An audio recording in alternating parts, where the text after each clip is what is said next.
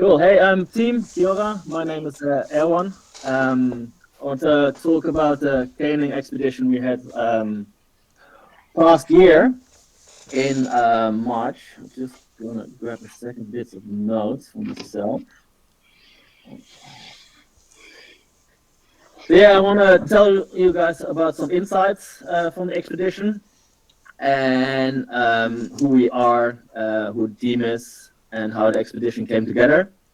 And I'm gonna mainly dive into some decision-making situations we had during the expedition, and I also want to share some tips about gear we used, what was really useful. So yeah. So who are we? This is us on the Mount Earnsla, beneath Mount Earnsla, just above Eagle's Nest. So from right to left, it's Pepijn, Bram, Lois, Jaap, Eric, Britt, and Bas, where Pepijn, Jaap, and Bram are really experienced canyoneers. Eric and Bas, they have a big background in caving. I got some background in canyoneering. And yeah, we had also Britt with us. She's just a canyoneer. And we had Lois with us. And it was really special. It was someone who had maybe done 4 or 5 canyons before. So she has more first ascents on her name than real canyons done in her life. So it was pretty mixed people, but pretty cool, all Dutchies. So how did it start and why? Well, Pepijn and I, we started caning in 2000 I started in 2010, but in 2014 we came together and we went to an caning advanced course in Switzerland. And from there afterwards, each year we went on some caning missions. And then in 2022, Pepijn, he came to New Zealand to work for Tuan at Abel Tasman Caning. And I also worked that season there. And Pepijn was looking on the map and he saw a lot of points where he's like, hey, there's a lot of options of caning. So after discussing some plans, in 2024, Pepijn and I, we went to Hokitika, and behind Hokitika we found a canyon called Doughboy. So yeah, it's an amazing canyon. It would be cool if you guys during the festival try it out. The first one in the canyon though we'll find here Carabiner, so it's from Tuan. We forgot it there, so at the top of this abseil. So there's some bounty there. And yeah, this basically gave us a base of how do you say it, being really curious about it really laid a foundation of us getting curious about what more can we discover in New Zealand.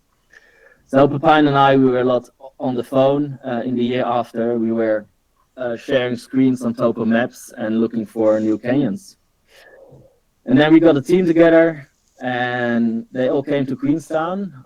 Half of the team especially came to New Zealand from Holland for this expedition. We got a few batteries from Holland. We got shitloads of rope. Also got sponsored 200 meters of rope from Cane for You. Tabelon from Taiwan, they sponsored us a lot of bolts. And this is us before the first day, discussing our plans. So what areas did we explore? So we explored quite a few areas. There's here a little map. So up here, the Clark River, we explored one canyon. In the Albert Burn, we found 2 new ones. We found a new entrance to the Eagle's Nest.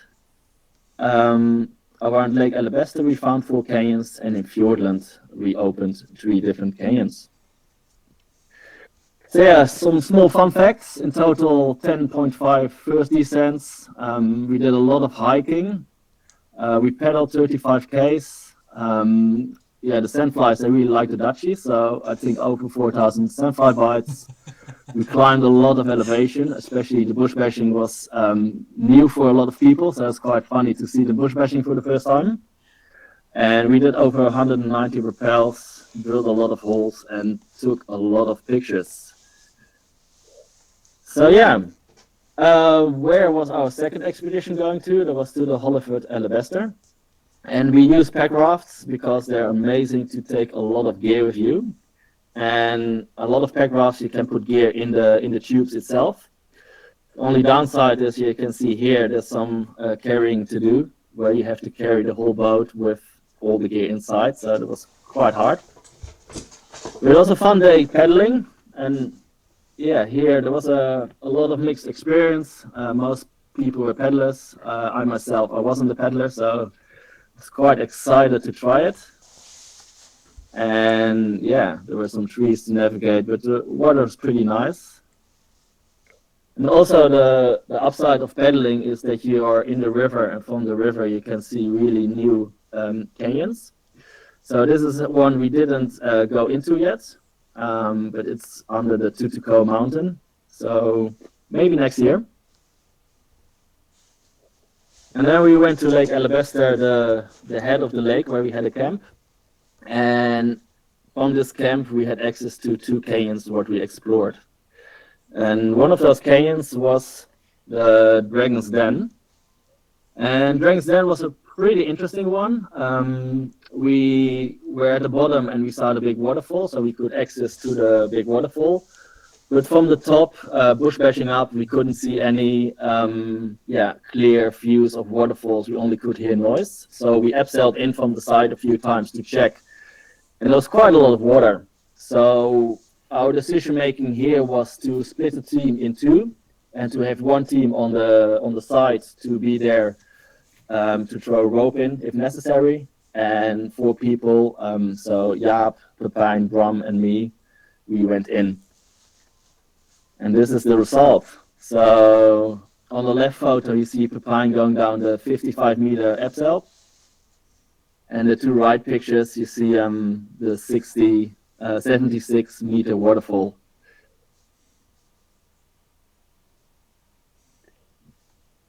And this is at the bottom, and there was a lot of wind, a lot of force. And then in the evening we had some reddicks and a campfire, and we discussed the plans for the next day. And the next day we went in with the whole team, and also because we knew what we were facing, we were better prepared. And this time we started a little bit higher. We started at 400 meters, so we had to still explore a bit of the canyon. And the hard bits, now we could make a guided rappel, so that was a really useful tool. We used this quite a lot, the guided rappel, because there were quite a lot of hard descents. And also the next day on the big waterfall, we made a little rebelay here. And the reason for that was on the first day we went through the water straight down. Water was quite full on, but also we had a core shot in our rope. So we knew there were some sharp edges there. And even though we bleeded the rope, there was still a core shot. So we decided to just make a rebelay. And then the fun starts here, where you have to carry out all your stuff. And we had to carry out the pack rafts, all the batteries, the drills, the caning gear, the hiking gear, and Jaap is doing it here on his Crocs. So yeah, and we had a big pen for food. So yeah, the upside of pack rafting in is you can take a lot of gear. The downside is you have to carry it all out. Another downside of taking a lot of gear is it gets quite heavy. So we got some backpacks from Guara, and they sponsored us some expedition backpacks. They're specially designed for the expedition, with the idea that we would test them. And yeah, we tested them. The shoulder straps broke, sadly enough, so we went to the Wanaka community workshop, and there we learned how to sew on a day off, and we repaired them again. And with the feedback back to Guara, next year we hopefully get some stronger backpacks.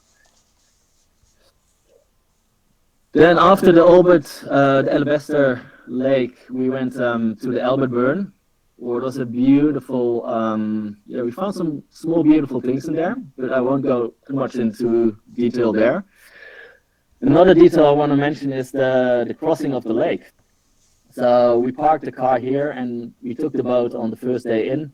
It took us like 40 minutes to get to the other side.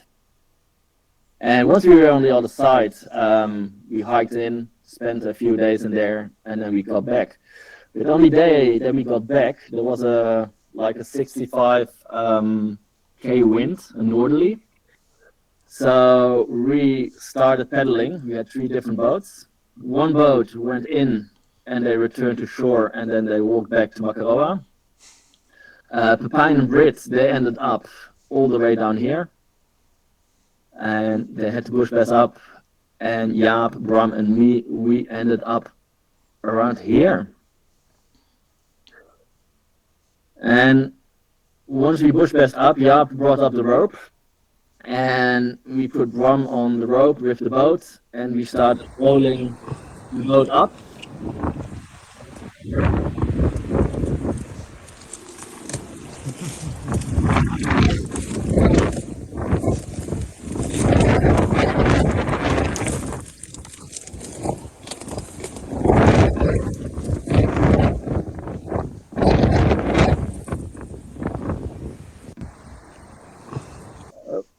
So yeah, you can see it was quite windy, and at top it looked like this, where Jaap and I were holding the van.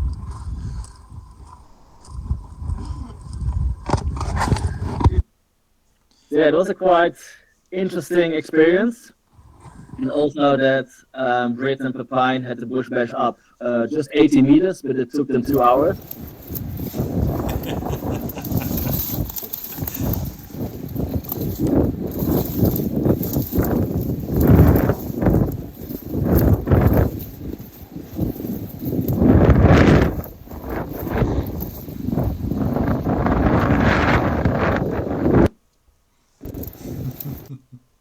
So yeah, it was quite a hard day, and I've been reflecting on this. Why did we go? And I guess we all had different experiences, and I can talk for our boat where I was with Jaap and Bram, and Jaap had some experience of paddling on the ocean a lot when he was with the Dutch Marines, and so he said, "Oh, this is nothing, and we can just do it." And in the end, it worked out. But one time, Pepijn and Bram, they upside down. Luckily, they got back on the boat and made it to the other side. But yeah, I think it's a beautiful example that you have a lot of experience in caning. Using other tools, other means of transport can also make that you have to learn the hard way. And another one way of learn the hard way is the next day. We could borrow a boat from a friend, McDaddy. So big shout out to him. And myself, I've never used one of those really myself, so it was also a good experiment the next day. And we could collect all the gear along the lake. We had some pinpoints of where the gear was, and then us the next day collecting it. So yeah, it was quite an experience. Then we went to the Clark River. So we were looking on the map, and I know there's some canyons here that are already opened by, I think, Tuan and Den. So we were like, hey, maybe here there's something, Low Creek. And then we zoomed in and we saw Low Creek here, and we saw here a little, steep section. And the result is this, beautiful, beautiful enclosed canyon. Hardcore. I think it's one of the harder sections of the whole canyon. We used 3 deviations in this bit. One here, and one around the corner. So this is me going the second day. The first day, big shout out to Pepijn. He went down with the drill and made this possible. So yeah, using the packraft again to get across the Lensmoor. And yeah, this bit was really interesting. So me going down here the second day. I think it was one of the scariest bits because we had to go down and then step over the water to get to this bolt to then be secure. And the day before we had a little bit of a situation where Pepijn was busy and there was not a lot of communication between the front and the back. And I was in the back together with the rest of the team. And somehow at the moment I made the decision to drill ourselves out. So I drilled. I started drilling ourselves out while Pepijn was still going down. And yeah, it was for me the like, hey, what are the options of escaping? And when I reflect back on it, it all has to do with previous experiences in my life or other near misses, where I was like, hey, let's try to get an escape, look for an escape already, although we maybe can continue, we're not sure. In the end, 4 of the team stepped out, and yeah, it was quite a reflection of the team. There was some, after 2 weeks, there was some disagreement about if it was necessary or not. But yeah, sometimes it happens. But luckily, the next day we went back in and we started a little bit higher, and we got to some more beautiful caning. And this is a few hundred meters higher than we stepped in the day before. And here Jaap goes down. And here you see Bram and Jaap having a good time. So yeah, we had a beautiful camp. A lot of sandflies. Cool. I want to talk about some useful gear we used in the expedition. First of all, where I want to start with is the shield jacket. So yeah, we got a Canyon for You shield jacket. You could use any good rain jacket would work, although this one is pretty durable and makes us really comfortable, especially if you have to wait, and especially in an expedition setting where you have to wait longer and be more exposed in some gnarly areas.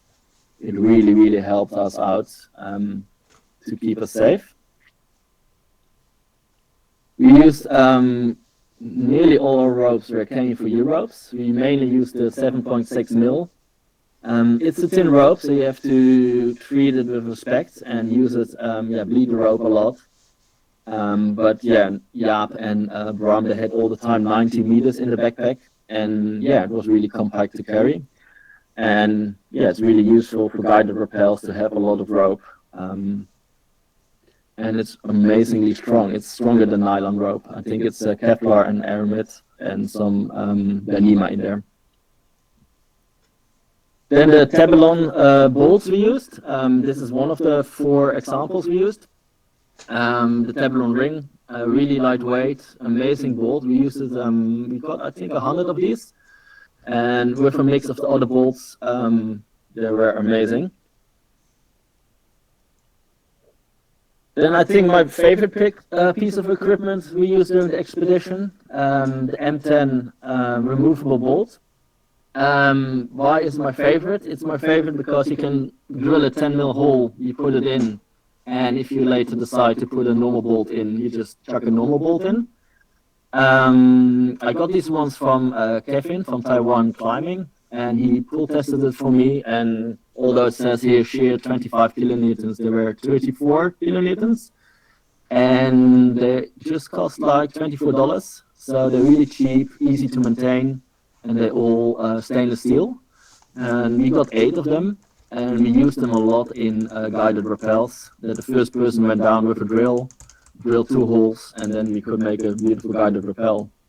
But also in situations where you just drill a hole, you put it in, you make yourself safe, and you can drill more holes if necessary. So it's a really useful, I think the most used tool for anchoring we used. And here we use the Tabelon sheet. This is a dry bag with a drill hole. Works perfectly. Would recommend to use a second dry bag though. But you can also see here that I use here a removable bolt. You drill a hole, you secure yourself, and then you can stand and position yourself with the second bolt better. But yeah, reflecting back on this expedition, after 4 weeks we were all a little bit done with each other. What's I think normal in the team. But I'm really grateful I had this amazing experience with this team. And we, last week we had a meeting for Expedition 2026. And yeah, I really feel that a few weeks of radio silence and then coming back together and discussing new plans is really powerful. Because then the dust is all settled and you're ready for new adventures. So yeah, 2026 is definitely happening. And yeah, I heard Warren say, hey, Erwan, you said you want to go down the Aravata, and that was first the plan because each time the weather was not good. We couldn't go there, so definitely in 2026, our plan is to go to start at the 10-hour gorge and go into the Aravata. So yeah, also each time we did our best to wash our stuff before we went to the canyon. So we had a bucket with us all the time with some detergent. So yeah, big thank you. I also want to thank some sponsors. First of all, Pack Rafting New Zealand and Caning New Zealand for borrowing us some pack rafts. New Zealand Caning Association, Tabelong, and Aspiring Safety, thank you for the bolts. Canyon for You, thank you for the ropes you sponsored us. Then Rope Access North, they gave us some threaders, so thank you for that. And Radix for some food. Yeah, that's my presentation. Thank you, team. If you guys have any questions, you guys can, I think, put a hand and then I can answer some questions for the team. That was a great yarn. Well done, mate. That's awesome. Yeah, thanks. Hey, team. It feels really weird to not have a public. You don't have like feedback back. So I did my best. I was just watching Brad Szymanski's face, and he was making all sorts of good faces when you cross that road, getting stuck in the bush. And yeah. Awesome stuff, Erwan. Yeah. Did anyone have any questions for Erwan about the expedition at all? Well, I really enjoyed getting washed down Lake Wanaka in the nor'wester. I've had exactly the same. Yeah. From the Albert Burn, it happens all the time. It happens all the time. Cool. Good to know. Yeah. It's so good to see the failures along with the successes. That's like really refreshing, and it's sort of part of the adventure, but it doesn't really turn into an adventure until you see that something bad goes on as well. So great to see that, you know, all the glory comes with a bit of hardship as well, and some 2 hours of bush bashing and things like that. That's great. Yeah. The removable bolts you had, were they all success, or did you have, like with the Petzl ones? I know they've got a pretty low tolerance for uneven holes and holes that might not have been drilled straight. Was it all success with that or not? No, we used all the time square bits. How do you say that? Drill bits with four edges. Never really had a problem. But you can be really rough with these bolts. So the trick is to pull it out, kick it, and then you can pull it out. And also when we drilled ourselves out on a low creek, it was like drilling, pulling in, tying myself into that one, and then drill the next one, and it went really smooth. Never really, and even didn't blow them out. So yeah, they're amazing. Awesome. Yeah. The only downside, if you have them all the time on your harness, the two wedges on the side, they can bend open. But then the trick is to take them apart, like I did, showed in the picture, and then you can bend it back, and then you put it back together. So yeah, I think they're really good. Yeah, for the price, amazing. Yeah. I think the biggest difference is because it's a 10 mil, right? So like we drilled everything 10 mil, and it was quite nice because if now you decide you want a second bolt in there, you can just place another 10 mil bolt in there. You don't have to switch drill bits in between. We didn't want to do everything 8 mil, but 10 mil, so it's maybe last a little bit longer. Yeah, so that was quite nice to have. Yeah, and actually they're 9.7 mil. Kevin told me, so they're a little bit thinner. Yeah.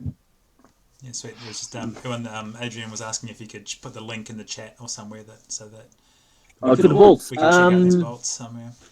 Yeah. So if you go to the document I shared you, team, in there you can find a link to it, and you can also directly contact Kevin from Climbing Taiwan. He's really cool and really helpful. And I think he's also producing an 8 mil version at the moment. Awesome. Yeah. How are your guts after 4 weeks of eating radix? We didn't eat 4 weeks Reddix. The ladies, they had also all kind of different foods. I made 2 times dal in the big pan. We had a few times couscous with some vegetables. We had one day, I think, that was in Low Creek. We had like 50 packages of noodles in the big pan. So it was one big noodle soup. So I think we had Reddix maybe 20-30% of the time. Yeah. Yeah, you obviously survived, so that's good. Yeah. So, any more questions, team? Not from me, bro. Looking forward to meeting you hopefully one day, and we'll have some more yarns about it. Yeah, I will be soon in Wanaka for work, so yeah, definitely can say hi. Yeah, right on. Awesome. Cool. Well, I want to say thank you again, Erwan, for presenting to us all. Well, thanks for listening, team. It's pretty impressive to be able to deliver an amazing presentation with humour and all sorts of insights when English is not your first language. So hats off to you, mate, for being able to pull that off. It's very impressive indeed. So yeah, we'll wrap up the AGM and associated fun. Thanks everyone for turning up.